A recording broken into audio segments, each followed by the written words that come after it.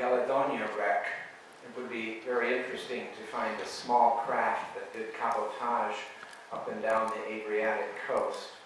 I don't know if anyone would like to comment on the aspect of how such concepts of warrior tomb or warrior personality and itinerant craftsman might fit into a degree of mobility that's driven particularly by people who are plying the coasts and going from one port to another.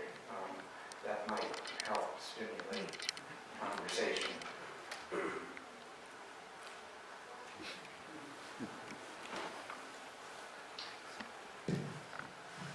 Yes, I'm Michael Fotiades.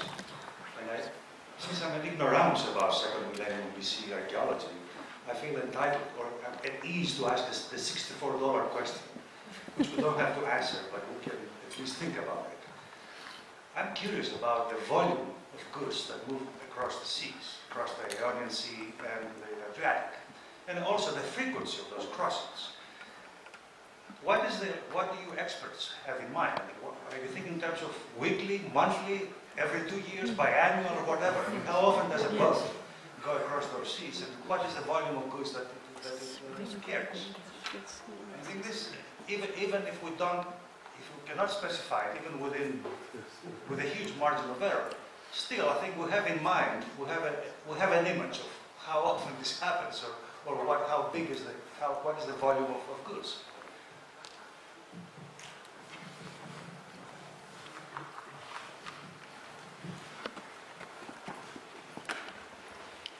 I can't speak to the, Louise Hitchcock. I can't speak to the volume of goods, but the Cyprian Broodbank posits there was a sailing season that went from like April through September or May through September, with April and October being marginal months. And Bernard Knapp cites something in the Amarna letters where a visiting trader might stay someplace up to several years. By the time you have the Cilician pirates, they're actually living on their ships.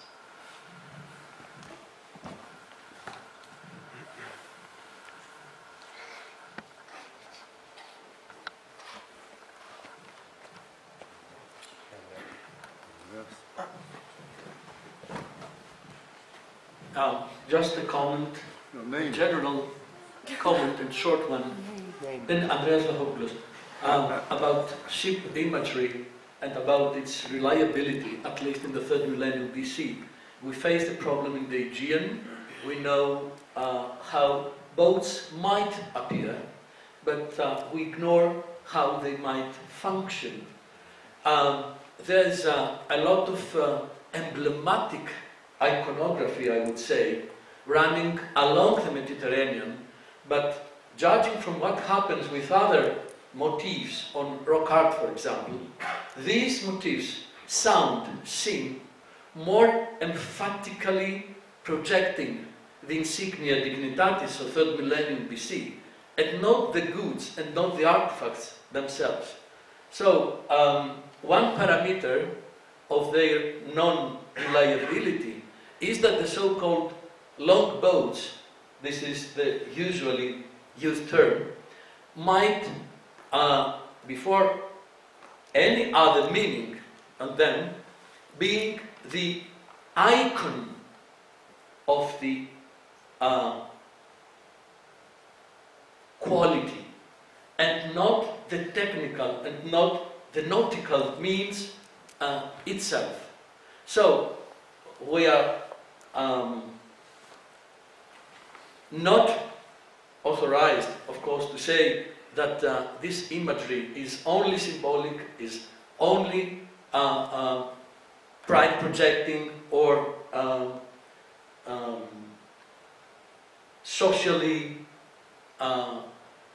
ranked or whatever. But this stability in the repetition of motifs makes me think that we could not have such a uniformity in ship imagery in the 3rd millennium BC at least.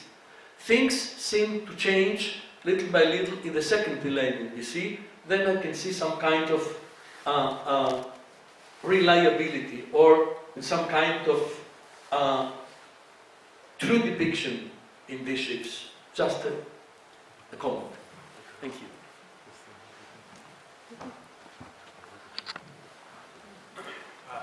Michael Lottie, I think I'll take Michael's bait a little bit, just try to make things a little more interesting, and say that we could take either minimalist or maximalist positions, and I'll take the minimalist position, and thinking in terms of scales, both temporal and chronological, as well as social, in terms of distance. I'm not all that sure that those visits happen all that often across the Adriatic or from the Aegean to Adriatic. And I think it would make sense for us to think about the social scales in which these contacts, when they do happen, are happening. So are we really dealing with Mycenaean states that are reaching out to small-scale tribal societies and interacting some way, or are they more close to being equals in terms of their exchanges? But I'd like to hear the maximalist position in contrast to a minimalist position. So are these contacts really all that meaningful in the the long-term range of things at all? May I just intervene then? Of course they're meaningful, and I think that's obvious from this conference, particularly when we start with the early Bronze Age and take the longue durée, which is also in the Brodelian sense, not just a socio-political durée, but one that's also environmental. What we see is that within this landscape, we have people plying waters. They are familiar with the currents and the winds, and that's information that probably is passed down generation to generation. So it's quite fascinating that from the 3rd millennium all the way deep down into the period of colonization, and I won't say what kind of colonization, these things keep recurring. They may be epicyclical in some fashion, and that it strikes me as very powerful and important that perhaps if we think about agency and we ask the question, who are these people who do this? That is, what sort of socio-political level or rank or status do they have? They're not just common people who are out behind a mule trying to plow the field. They're people with some means and technological know-how, and they also have geographical know-how. And surely that's connected from one generation to another. That's why it's difficult to talk about disjuncture from one period to another. There's always some group that is maintaining knowledge. And those of you who are expert in this, because like Michalis, I'm an ignoramus, but I do think that there must be a very strong link that is residual through the passage of knowledge between what we're looking at developing, particularly in this period that we described as LH3C, post-glacial, and what starts to happen in the 9th and 8th centuries that leads to full-scale colonization and interest in the West by people from the Eastern Mediterranean and the Aegean. And I don't know if that helps, but it seems to me to be something very important to keep in mind in this larger discussion. I think that helps, but you started by saying it's meaningful, and I'd like to hear from my colleagues in what ways these contexts are meaningful. What effect do they have, if any at all, over the long term? I'm not disputing whether or not they happen, and we don't know at what scale or rate they happen, but I'm wondering what impact these, if a Mycenaean trader did land on the shores of Albania and talk to someone and exchange something, what does that mean? So I'm playing devil's advocate a little bit, but I'd like to hear discussion about what all this we're talking about looking at means anthropologically in the long term.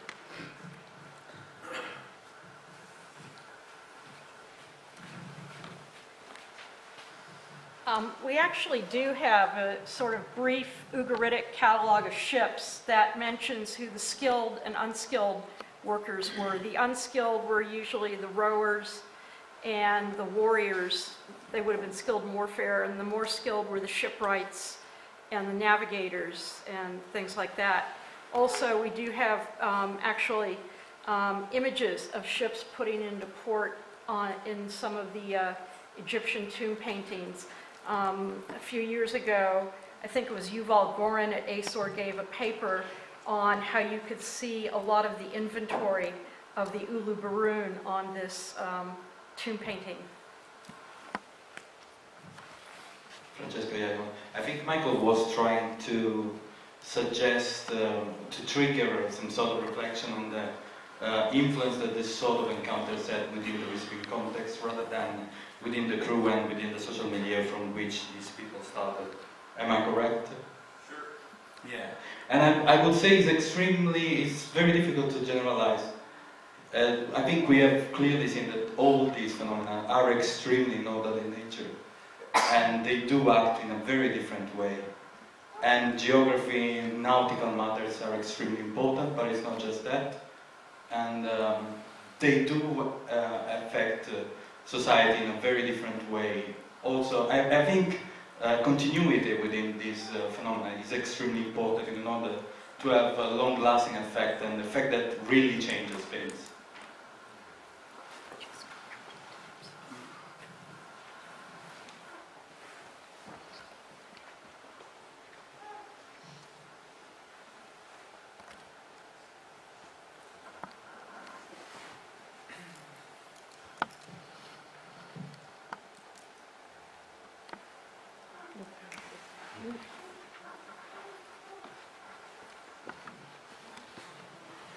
I'd like to say something on your initial question about warrior burials or itinerant artists. They may be so, there will be some foreigners in Western Greece, or there will be refugees, as has been suggested long ago, from Eastern Peloponnese after the disturbances of the fall of the palaces. But what we see clearly in the tomb material, these people were integrated in the community. They're not a separate caste which impose their own customs. They are buried in family tombs, in chamber tomb cemeteries. They have a long line of continuous use from at least the 14th century to 12th century, and they are buried among other people who are neither buried by warriors, neither artists. So if they are, some of them, foreigners, they are well integrated into the society. They are members of the society at the time of the death, at least. Even cremation would maybe a foreign custom. It's not applied to the warriors in Achaea at least. They are all inhumation burials. Thank you.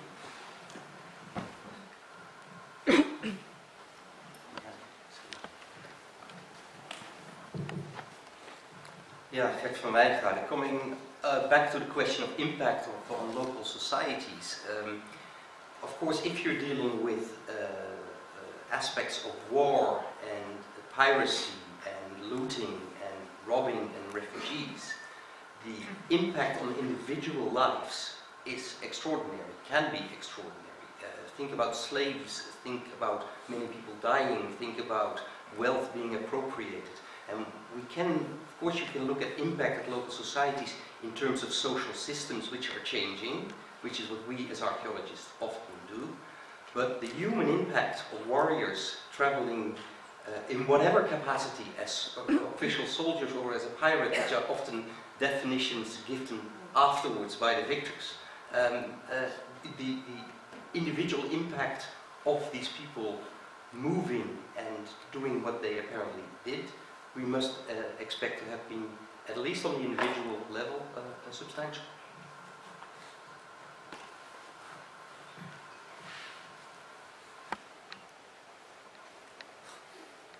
In terms of pirate numbers, there's been a study of 18th century North Atlantic pirates that argues, or that shows how 3,000 pirates emerged from just 2 original ships, and they tend to behave like hunter-gatherers, that when their group gets too big within the catchment area, they split off, they get another ship, and they go off to another area. But it seems quite remarkable that you could have this kind of growth from just 2 original ships.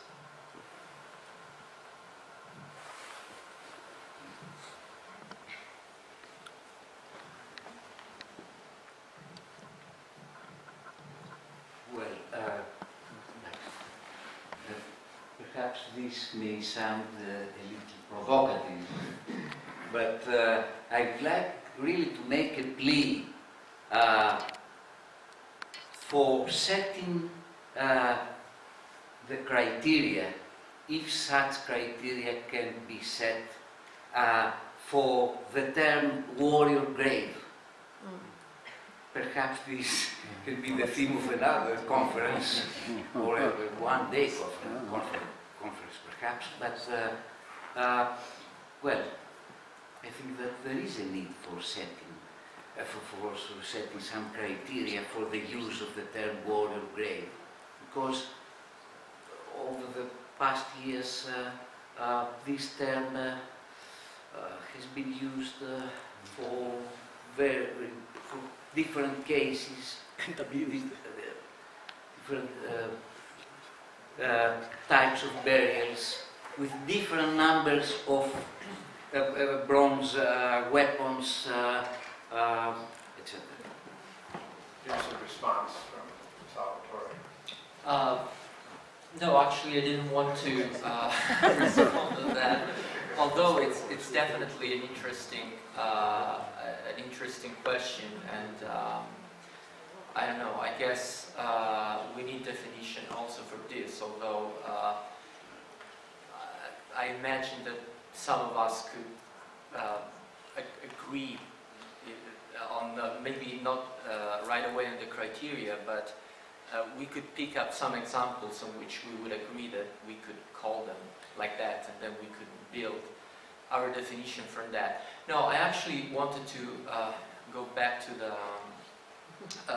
the contacts, and maybe I don't know if directly or not, but linking make a link with what Michael was suggesting before. So I think that one way to look at contacts through time and see how they can be meaningful for us to understand societies and their impact would be to contrast both directions of the interaction between what we are defining here as the West and the various areas of Greece. So we could see how this directionality varies through time, and where we see the impact being more or less important, and what we want to define as more or less important on both sides. So, like for example, in the late Bronze Age, we could compare quantitatively and maybe set some criteria for qualitatively how we see the impacts of Mycenaean features or Cretan features or East Aegean features in Italy, and then vice versa, and see how try to compare this both directions could be probably a good way to think about the importance of this context. I think quantification, to answer to your question, quantification is important, though it's tricky, because pure quantities can be really misleading, because we always need to take in consideration the unit of consumption to which these goods and the related stylistic and cultural features are attached. So we need, of course, to take in consideration quantity, but it's not the only criteria. That's why I try to say also qualitatively. So we should set some criteria to understand what the impact is socially and in terms of consumption of material culture. So context and quantity. That's,